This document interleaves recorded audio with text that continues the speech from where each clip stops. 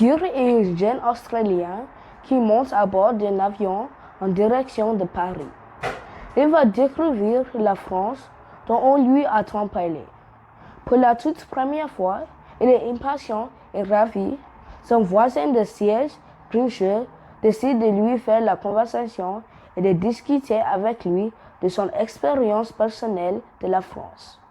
Il va essayer de freiner l'enthousiasme de Hugh et lui disant le bien qu'il pensait de français. Si tu aimes, abonnez-vous sur le bouton d'abonnement et merci. Allons-y. La mise en garde. Hugh est survolté. Ce jeune Australien prend l'avion pour Paris dans quelques longues heures de vol. Il sera en France, il en a toujours rêve. Il est impatient de découvrir Paris, de visiter le Louvre, d'admirer les Champs-Élysées, de photographier Montmartre. Tout le monde lui a dit « Tu vas adorer la France ». Il prend place à bord du Boeing. L'avion est plein à craquer. Il y a beaucoup de touristes australiens ainsi que de nombreux Français. Il y a aussi quelques étrangers qui ont sans doute une correspondance à l'aéroport Charles de Gaulle, lieu de destination du vol. Hugh place ses affaires dans le compartiment de dessous. Il s'assied à côté d'un homme d'une cinquantaine d'années. À moitié endormi, tout le monde prend place. L'avion est complet, puis il se lance sur la piste pour le décollage. En route. Au bout d'une heure de vol, la voisine de Hugh se décidait à lui faire la conversation. C'est la première fois que vous allez à Paris? Oui, répond Hugh. Je suis très content. Pourquoi? Il n'y a vraiment pas de quoi. Les Français ne sont pas très sympathiques. Ah bon, on m'a dit le contraire. C'est le pire du peuple du monde.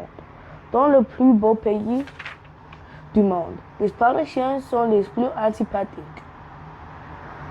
Eh bien, vous connaissez bien la France? Oui, j'y suis déjà allé une dizaine de fois. J'ai visité du nord au sud et de jour comme de nuit, à pied, en voiture, en train.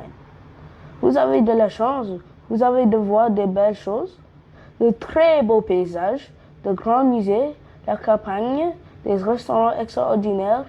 Ça c'est sûr. Dommage que les habitants aient gâché le plaisir. Ne lui dit surtout pas que vous êtes australien.